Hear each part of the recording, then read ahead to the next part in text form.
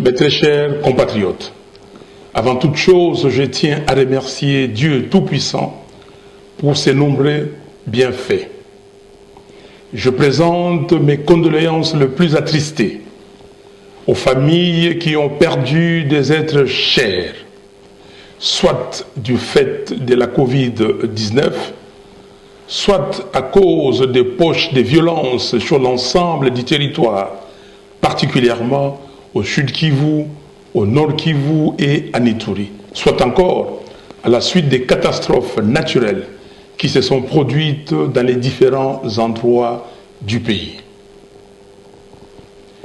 J'exprime ma compassion à l'égard de nos compatriotes qui se battent courageusement contre la maladie, ainsi qu'à ceux des Goma et des environs qui continuent de souffrir des effets de l'éruption du volcan de Nyiragongo. Ce 30 juin, j'ai une pensée pieuse pour toutes les victimes de l'intolérance dans notre pays. Depuis 2019, la répression des manifestations a malheureusement fait encore des victimes. Je pense particulièrement à Paluku Kamala Defao, froidement éliminé le 30 juin 2019 à Goma. À Obadi Mouindo, tué à Beni le 23 novembre 2019. À Freddy Kambale, abattu à Goma le 21 mai 2020. Et à Mama Fwamba Futila, assassiné le 24 avril 2021. Que leurs âmes reposent en paix. Congolaises et Congolais, le 30 juin 1960, Patrice Emery Lumumba avait déclaré, je cite, « La République du Congo a été proclamée et notre pays est maintenant entre les mains de ses propres enfants. Ensemble, mes frères et sœurs, nous allons commencer une nouvelle lutte sublime qui va mener notre pays à la paix, à la prospérité et à la grandeur. » Fin de citation. Malheureusement, 61 ans après, certains fils et filles du pays ont soldé cette vision de l'indépendance, faisant ainsi perdre à notre pays sa dignité et sa fierté d'antan. 61 ans après, le constat est cinglant. Il n'y a ni paix ni prospérité en RDC. Le vécu quotidien du Congolais est un parcours du combattant. La précarité dans laquelle vit notre peuple défie les notions les plus élémentaires de la dignité. En effet, il n'y a pas d'angoisse plus forte pour un homme que de se lever le matin et de ne pas savoir s'il pourra manger.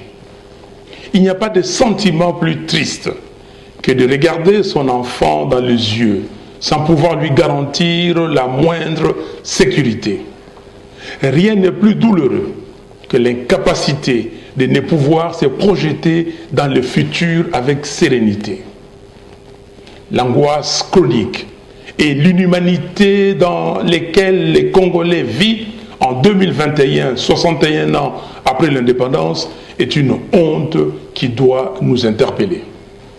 Au sens plus large, la RDC se trouve au bas de tous les classements internationaux sur le développement. Depuis 1960, le pays est en chute libre économique.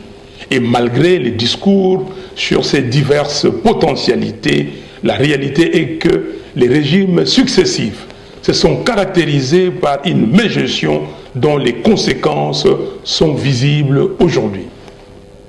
Dans quel état psychologique se trouvent aujourd'hui les Congolais qui avaient nourri et fondé tant d'espoir à l'avènement d'un nouveau pouvoir, censé être porteur de changements dans leur vie quotidienne?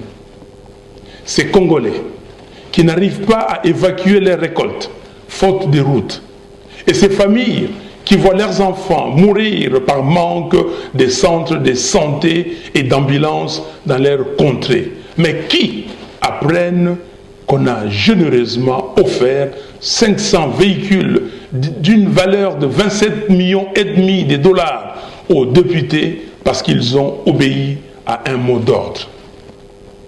Dans quel état se trouvent ces Congolais clochardisés et malnutris qui apprennent qu'on a détourné 205 millions de dollars du projet du parc agro-industriel de Bukangalonzo et que le dossier a été classé sans suite, comme l'affaire des 15 millions de dollars des pétroliers?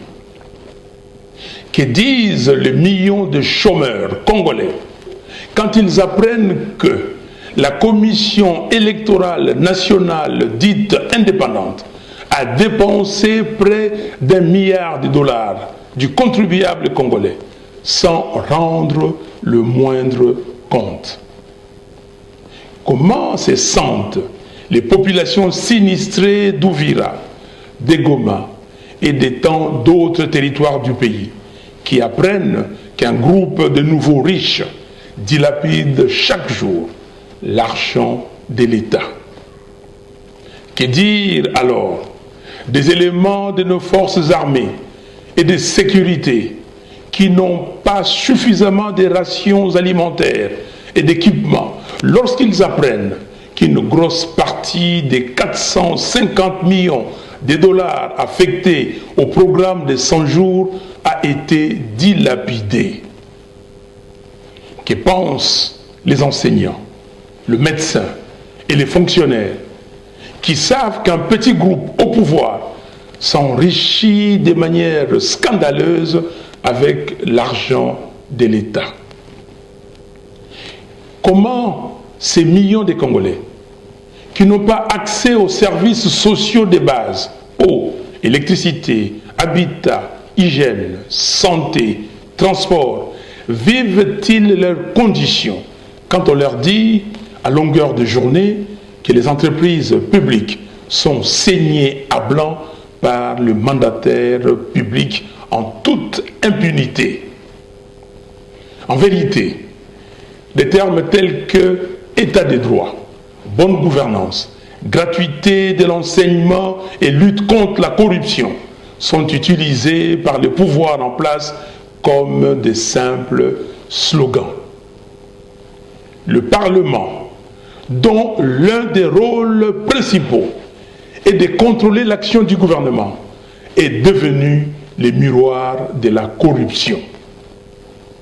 Entre-temps, les régimes usurpateurs du pouvoir du peuple cherchent à tout prix à museler la population et à bâillonner les libertés d'expression et de manifestation. En effet, depuis 2019, entre-temps, les régimes usurpateurs du pouvoir du peuple cherchent à tout prix à museler la population et à bâillonner les libertés d'expression et de manifestation. En effet, depuis 2019, toutes les marches que Lamuka a organisées ont été systématiquement et violemment réprimées. Cette répression a atteint son point culminant le 24 avril dernier, avec mort d'hommes et de nombreux blessés graves. Nous avons encore en tête la barbarie des forces de l'ordre exercée sur les femmes de Béni lors de leur marche pacifique le 22 avril, ainsi que les passages à tabac et l'arrestation abusive des élèves de Béni le 29 avril pour avoir exigé la sécurité dans leur territoire. Et pour restreindre davantage les libertés individuelles, un état de siège sans planification a été décrété en Ituri et au nord Kivu. Outre le musellement des voix dissidentes, à l'image de l'arrestation récente du député provincial Jean Bosco Assamba de l'Ituri, il y a derrière cet état de siège une volonté manifeste de créer l'illusion de l'action et de détourner l'attention des vrais problèmes structurels qui minent la sécurité du pays. En effet, il n'est un secret pour personne que notre armée est infiltrée par des éléments étrangers qui la rongent de l'intérieur.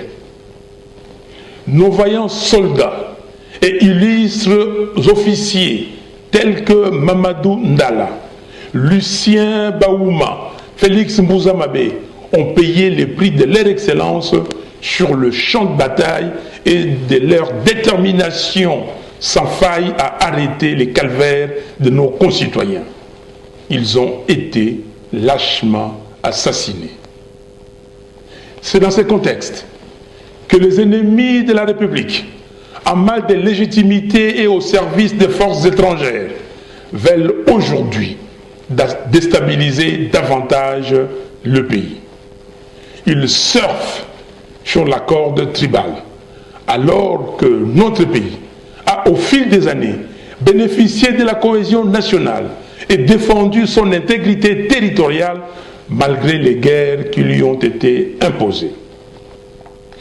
Les paroles du premier président de la République, Joseph Kasavubu, sur la cohésion nationale doivent encore résonner dans nos esprits aujourd'hui, quand il disait le 30 juin 1960, je cite, « Nous ne devons pas oublier que c'est à nous désormais à prendre le relais et à rassembler le matériau de notre unité nationale, à construire notre nation dans l'union et dans la solidarité. » Fin de citation. À cet égard, les milices que le pouvoir en place a créées à Kinshasa et à Lubumbashi sont un danger pour la cohésion nationale.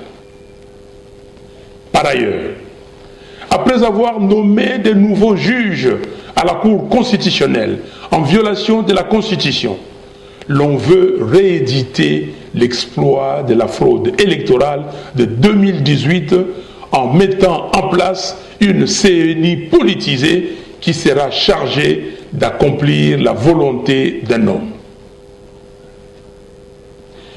Laissez-moi vous le dire solennellement, cela ne passera pas et le peuple congolais se lèvera comme un seul homme pour s'y opposer avec la dernière énergie. Dans ce domaine, les réformes institutionnelles dont le pays a besoin doivent se faire de manière consensuelle. La CENI doit être totalement dépolitisée afin d'organiser des élections crédibles, transparentes, inclusives, impartiales et apaisées. Car plus jamais, aucune union, aucun front, aucune coalition ne pourra se construire ni prospérer contre la volonté du peuple souverain. Ainsi, je demande que la loi adoptée par le Parlement soit retirée, en attendant que toutes les parties prenantes s'accordent sur les éléments clés de cette loi. D'ores et déjà, j'invite le peuple congolais à se tenir prêt pour sortir dans la rue comme en janvier 2015 afin de barrer la route à toute tentative de nouvelles fraudes électorales. Chers compatriotes, permettez-moi à présent d'aborder un sujet qui est devenu presque tabou en RDC, à savoir la gestion de la pandémie de la Covid-19. Le pouvoir en place s'est montré incapable de prendre des mesures adéquates pour éviter la propagation du virus. La communauté internationale a octroyé un don de plus de 1 700 000 doses de vaccins à la RDC, mais le gouvernement n'a mené aucune campagne de sensibilisation pour faire comprendre aux Congolais les avantages liés à la vaccination. Résultat, 1 400 000 doses de vaccins ont été redirigées vers d'autres pays africains. Comparativement à l'Afrique du Sud, qui a vacciné plus de 2 787 000 personnes pour une population de moins de 60 millions d'habitants. Et l'Angola, plus de 943 000 personnes vaccinées pour une population d'environ 33 millions d'habitants.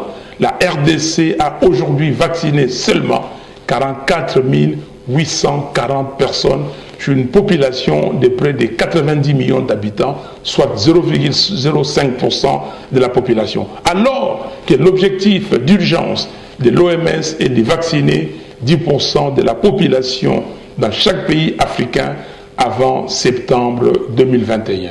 À ce jour, 3 milliards de personnes ont été vaccinées dans le monde.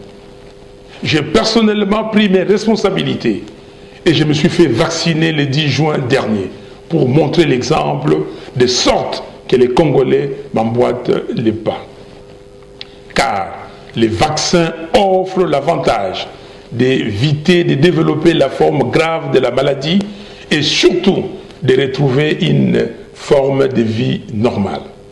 Chers compatriotes, notre combat pour les années à venir doit consister à poser les jalons qui feront du Congo un pays fort, digne et prospère à la dimension de ses ressources et de sa position au cœur de l'Afrique.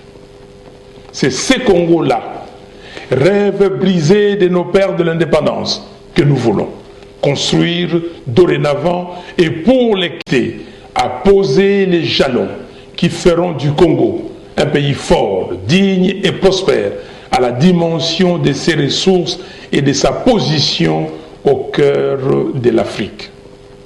C'est ce Congo-là, rêve brisé de nos pères de l'indépendance, que nous voulons construire dorénavant et pour lesquels nous nous battons en entretenant la flamme de la victoire allumée le 30 décembre 2018.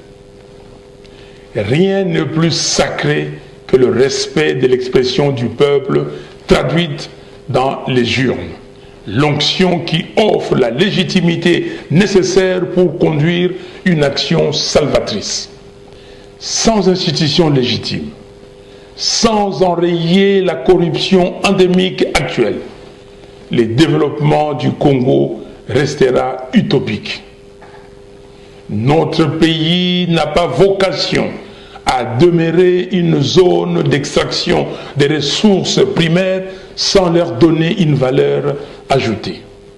La paix et la prospérité en RDC passent entre autres par le développement des industries de transformation ainsi que des infrastructures de communication, routes, rails, ports, aéroports, pour assurer la liaison entre toutes les provinces et tous les territoires du pays.